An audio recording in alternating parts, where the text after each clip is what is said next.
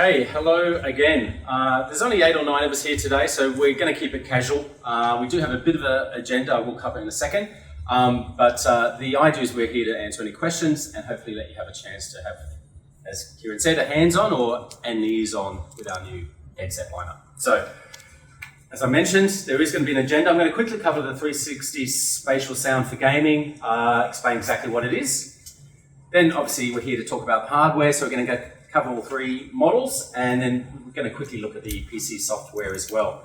We do have a PC set up with the PC software Endzonehub, so if you want to get down and kind of dirty with the software, that's your chance here at the back of the room. Let's get straight into it. So 360 spatial sound for gaming. Spatial sound has become a bit of a thing in the last couple of years, and it's only going to grow. Sony is a real innovator, a leader when it comes to spatial sound for a number of reasons. One, of course, is we happen to own one of the world's largest music labels, so we have all the content. Last time we spoke officially about our 360 RA format, we were quoting something like 4,000 albums currently. That number's growing all the time. For those of you who know your music streaming services, you'll know in Australia there's currently 4 music streaming services that supply 360 reality audio, both from Sony Music and from others. Amazon Music was the last to the party, but they certainly aren't the last to the party, so there's going to be more names on that list soon. Watch this space. So 360 reality audio, as you know, is all about the music side of things, but that expertise we've now applied across our whole portfolio of products, including products such as the WH-1000X Mark V. A couple of familiar people here in the audience today. You'll know, we know headphones, the leading noise cancelling headphone. We've rolled out our 360 technologies into the home, into the lounge room, with products such as the HDA9, which is the surround sound system to have. And from 2025, we've even announced plans to use 360 reality audio in our cars. So as you know, we've got a JV with Honda. So home, car, personal, and now for gaming. So 360 reality audio, 360 spatial sound, we are the company that knows it inside out. We are going to cover it at the very end when we talk about the PC application. But something else which is quite helpful to know is we do an app for both iOS and Android called 360 Spatial Sound Personalizer, and it's exactly what it sounds like. You can personalize your 360 experience to your ears. 360 sound, I don't know what your background is with audio, but 360 reality, 360 sound, all relates on a technology called head-related transfer. It's a trick that we can play on your ears and your brain to hear sound where there is no sound. But to make it work really well, you personalize the algorithm to tailor the sound to your ears. 360 Spatial Sound Personalizer, it's an app on your phone. Using the camera on your telephone, you take snaps of your ears and they can then personalize the sound to your ears. This is applicable to our car, our headphones, home product, and of course the gaming stuff that we're looking at today. Log in on your PC the first time you set it up. You log in on the same account that you use on your telephone. It takes that profile, that personalized profile, so when you're playing on your PC, the sound you're hearing is made for your ears. It's something that no other brand can offer. Okay, so we're talking about the software side of things, head-related transfer, an app on your telephone, but you also need to include in the conversation the hardware itself. So the hardware, today when we get into the products, I'll cover a little bit more, but the reason these headphones are quite large, each of the cups come quite far out, is you're trying to also, using hardware, create a good acoustic environment for sound to help you, of course, place your friends or whoever you're playing in your game. The ducts on the headphone, now these are all technically a closed headphone, but having the ducts and allowing air in and out of the headphone also helps with the bass and with that sound effect also. So there's hardware involved. Not showing so well on the screen there, but across to the right of the screen, these are using 40mm drivers, so 4 centimeters across. It's pretty common in the gaming world, headphones like this, but again, it's our own particular driver and we know the drivers very well. Full range driver, lows, mids and your highs, reproduced very, very well, as you will hear for yourself. I've said it already, but all of this, of course, adds up to the fact much easier to find out where your friends and foes are. You can tell where those objects are, particularly if you've personalized it to your ears. Okay, so that's the first point I wanted to get out of the way. Sony knows 360 sound, Sony knows headphones. So looking at the headphones themselves, this isn't new. You saw the release a couple of weeks back, but we have 3 headsets that we're announcing. All 3 are going to be available next month in Australia. They're just going on sale now overseas, but they'll be available in August. Most of our focus is going to be around the model that sits at the top, the H9, but we're also going to cover today, we have them here in the room, the H7 and the H3. I'll start at the H9, and then as we move to the other 2 at the end, you'll hopefully understand what each 3 models offer. Before we get into the hardware itself and what sets them apart, all 3 have a common goal of being really comfortable to wear. As we know, often you get caught up in a game and you're playing for many hours. You don't want to think about the hardware that's involved. So really soft ear cushions, ear pads are really nice and comfortable to wear. When we do talk about the H9 actually takes some of the DNA from our Mark V headphone.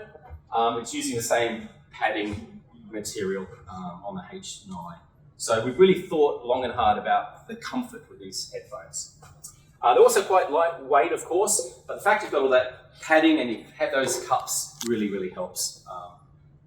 Someone was playing a game a little earlier, one of you, maybe the guy with the camera, I think you were playing a game earlier, and yeah, feeds back right away is really comfortable.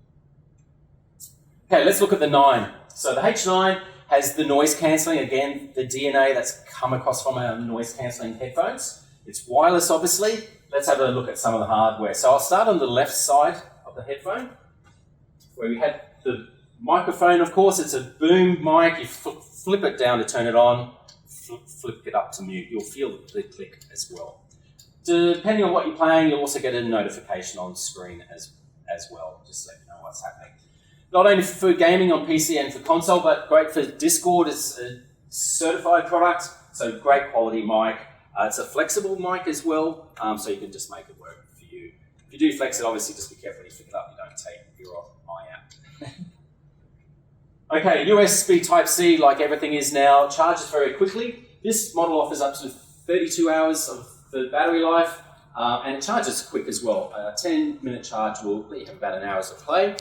This is supplied with a very long cable, so it's a 1.5 meter USB Type-C cable, so you can charge and play at the same time if you so choose.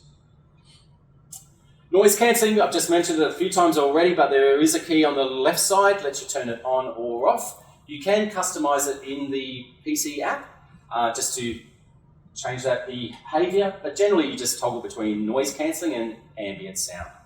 Ambient sound, we all know it. If we've had noise cancelling, it lets in some of the outside world, so you can remain aware. Volume, this is a great piece of Sony hardware. I love the fact we put a dial on one side. It makes it much easier to reach up to find your volume control. Easy to just feel with your finger.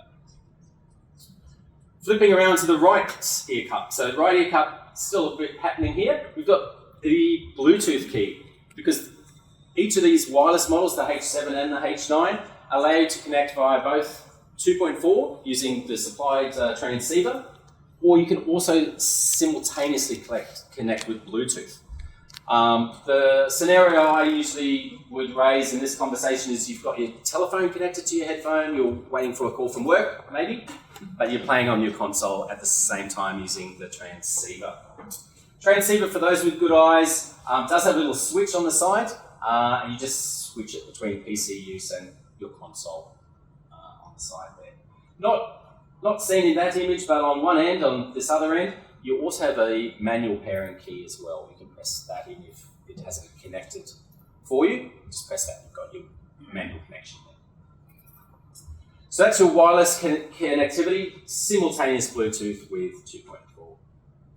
You've got a game and chat mix key. This is for console gaming.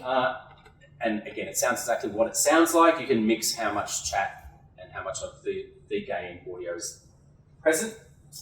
Power key, press and hold for 2 seconds, it turns the headphone on. Press and hold for 2 seconds, it turns it off. So should you today come across a headphone which isn't on, just press and hold for 2 seconds, you'll hear a tone in your ear, you're set to go. So that's the H9, those are the main hardware features. The H7 cosmetically looks exactly the same. The way you tell them apart is the H9, which I've got in my hand here, has 2 little holes, one either side of the cup, just to let that noise cancelling work for you. The H7 just has a totally smooth ear cup surface. Slightly longer life out of your battery. It has that same quick charging, but you get up to 40 hours, which is really very long. And again, you can charge and play at the same time. Moving on to the H3, I don't have one in my hand. Cosmetically, it does kind of differ. This is the very entry point to the lineup. The way the hangers attach to the ear cups isn't quite the same, but it has all the comfort and most of the things we've talked about previously. The same 360 sound. You can use the app, which reminds me to reveal this. This model is supplied with a USB audio cable. So when you are customizing your sound using the PC Hub app, use the supplied cable to connect to your PC. Obviously, playing on a console, you just plug your cable directly into the controller and use it as so. So that's it for the 3 products, hardware-wise. Any questions so far? It's all pretty simple stuff once you hear it. Shall we talk about the PC software? It's called Endzonehub, as I've just mentioned a couple of times. This is only a screenshot. We have a live one just here behind me. A couple of tabs. You get your sound settings on the first tab, your device settings, and your app sync. I haven't set up the 3rd tab, but the first 2 tabs are pretty easy to describe. You've got some preset sound. You've got manual sound control. Tweak that EQ to your liking. The 360 sound personalized, I mentioned it earlier today. Log in when you set the PC app up with the same account and it'll just bring across your data automatically. So you can turn your spatial sound here on and off, and you can see if you've set up your personalization there within the app as well. You can fiddle with some of the defaults with the keys. If you're not happy with the noise cancelling toggling between on, off, and ambient, you can just change it so it's just ambient and NC, for example. A lot of things to tweak there. In the second tab, you've got your device settings. This will change over time, of course, but this is generally the tab where you set up the defaults you generally don't play with very often, and you do your software updates, firmware updates, and the like from here as well. Before I forget, I haven't got a screenshot, but this final setting, app sync settings, you just take the time to set up things that you've installed on your PC. So when you are using those applications, you've got a sound profile that's matched to it without you having to launch the app every time you want to change something. A generic example, of course, would be YouTube, maybe. If you're using them for viewing YouTube, you have it set up to sound. Which brings us to perfect for PlayStation. So a lot of this stuff has been all about the PC experience, but of course we're using this term, perfect for PlayStation 5. And what it means is when you are using it with our consoles, we have a couple of them here today. You get your mic volume status, you can see what's happening with your mic, and you get your full Tempest 3D audio tech in there as well. So you haven't got that personalization level. There is some personalization in there, but it just isn't using the app. That's only for the PC application. But Tempest 3D audio tech, if you've used headphones with our console, you will know, fantastic. And these will play along very nicely with your PlayStation 5. Brings us to a quick video. I'm going to play this, and I'll see you on the other side.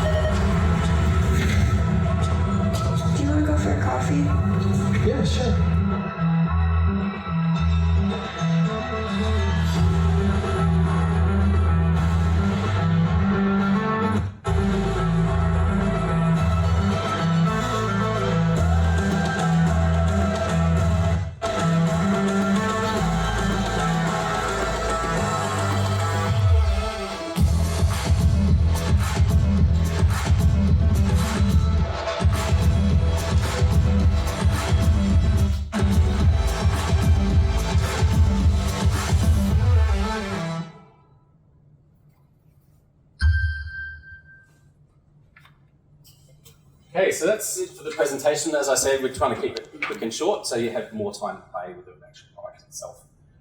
Have a really big team of all of us here at Sony today, so any questions please throw it to myself or to the guys at the back of the room.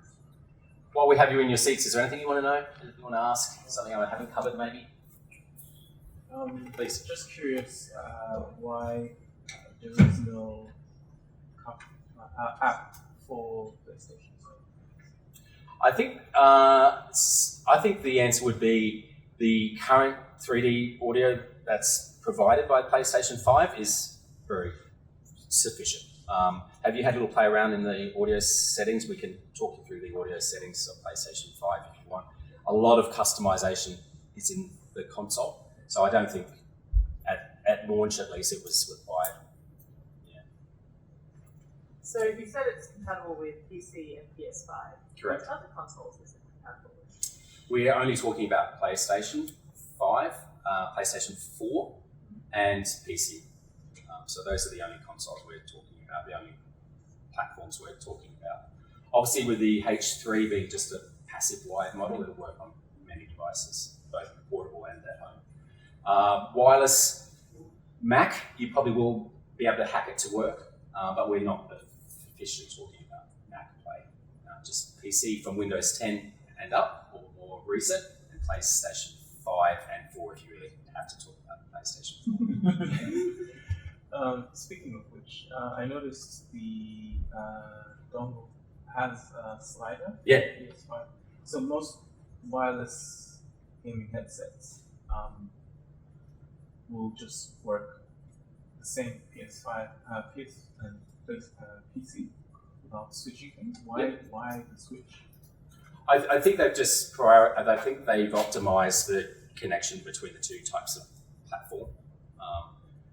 That's the answer that I got. Yeah. I didn't get much of a clearer answer than that when we asked the same question. But generally, it's hard to say generally, but a lot of gamers will set it once and just forget it.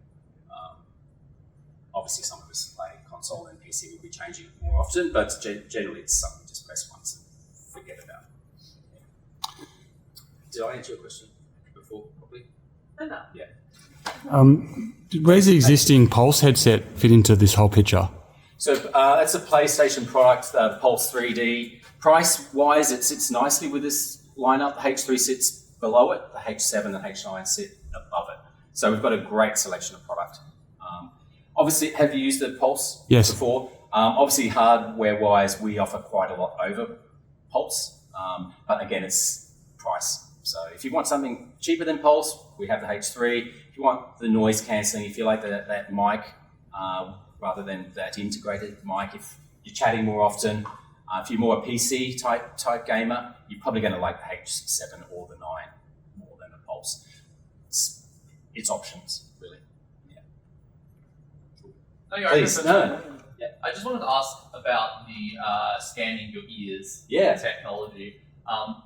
I don't understand it. I'm sure it's probably too hard to explain. I just kind of wanted to know if it has ever existed before. It kind of seems a bit gimmicky. Like, it seems too much? Yeah, we've actually had it for a couple of years now, and it really does work. I was going to bring a slide up. Do you know there was just prior to the PlayStation coming out, there was a real super deep video that came from PlayStation. Tim Sony. He actually talked all about head-related transfer and how the 3D tech works in the console. And he had some great slides explaining how head-related transfer works. But the easiest way to talk about it in this context is as sound hits our ears, because each of our ears are particularly, they may be large, they may be small, they may be arrowed this way or that way, whatever. Everyone's sound as it hits their ears is unique to them. And it's how humans have evolved to work out where sounds are. If you can trick your brain, you can get a great effect where you think sound's over here where there's no sound. But the way to make it work the best is not go with a default sound, but to actually personalize it to your ears. He showed some slides of just the default and the personalized, and they aren't the same. It's totally different, but it's kind of different and can really tweak how the sound feels for you. Head-related transfer when it first came out, was just a couple of channels, hi-fi sound, and it was kind of gimmicky. We'd always play like a helicopter flying around your head. But over the last 10 years or so, it's really come a long, long way. And as you know, you would all know that spatial sound is being pushed by everyone now.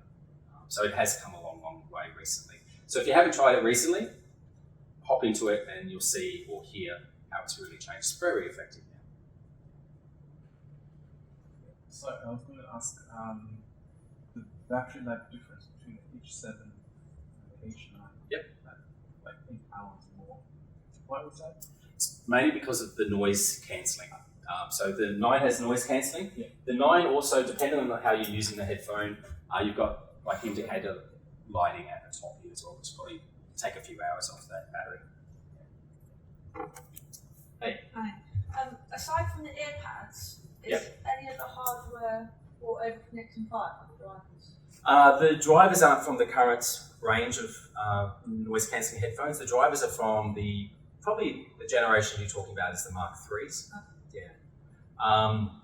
That's probably the only hardware that we refer to, but the DNA is certainly the same. So the design is the cosmetics. There's a lot of things that you will, if you have a Mark V and you look at these, you kind of see there's a relation there. Why use the drivers from the XM3 instead of the XM5? Again, it's similar to the XM3. The actual material isn't the same, but the technology, that platform, is quite reliable now. It's easier for us to use it rather than develop something totally new. Because we've got all that expertise, we should use it.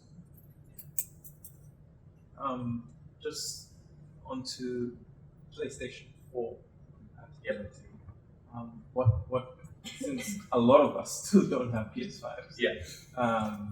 So some of that stuff obviously is PlayStation 5 only, like the Tempest 3D audio tech. So it's basically chat and just audio. So it's pretty simple, but it's easy to use. You flick your switch to the PlayStation 5 on the transceiver, plug it into the front USB port, or one of the two, power it on and you're set. So there's not much to really do, it's just a plug and play for PlayStation 4 users. So for the H9, both H9 and H7, do they store the sound profile on board? Like if I set it up on PC and then I take it to my PS? No. So all the customization which happens within the app is for your PC. Yeah. But if there is any audio changes on your console, and if you're only using it for your console, then that's all obviously retained. Unless you do a hard reset or something like that on the headset. Can you just talk me through why you need the dongle on the PlayStation as opposed, like the controllers just obviously connect directly to the console itself? Yep. Why do you need the dongle to take up a USB spot? It's just to get a reliable connection without the latency problems that something like Bluetooth could result in. A dongle is just a nice, reliable connection method. And because we're really pushing the PC side of things as well, it just makes lots of sense for us to throw it in the box, so for console and for PC use. But we do still have Bluetooth if you're happy with the Bluetooth to connect to other devices. But of course, as we know, Bluetooth for gaming is not such a great experience. So And by the Bluetooth, dongle's always more. and you didn't mention mobiles before, but obviously with Bluetooth you can just connect to your mobile. Yeah, so I think I did talk about it earlier. When you've got your telephone connected to your headphones, should a call come in, you can answer, mix your game sound and your smartphone. Yeah, sorry, you did sound. too. My apologies. I think that's about it. Again, we're all here, so if something else comes up, you don't like to ask a question in a group, corner us and we'll happily talk to you one-on-one. Again, the console PC hub is over here, so have a little hands-on, see how that works for you. And please hop into the PC area, have a play. If you want to learn a little bit more about Perfect for PlayStation, it's also a term we're using with our TVs as well. So first time in Australia, we're showing off the gaming televisions. So these are the new X90K. That's the one. 65-inch X90K. Yeah, so we have Tim from our TV team. He's travelled with us this week, so he'll happily answer any questions you've got around the TVs and how they work well with our consoles. We're done, guys. Please help yourself to tea and coffee. You're welcome. And please, now's your chance to try and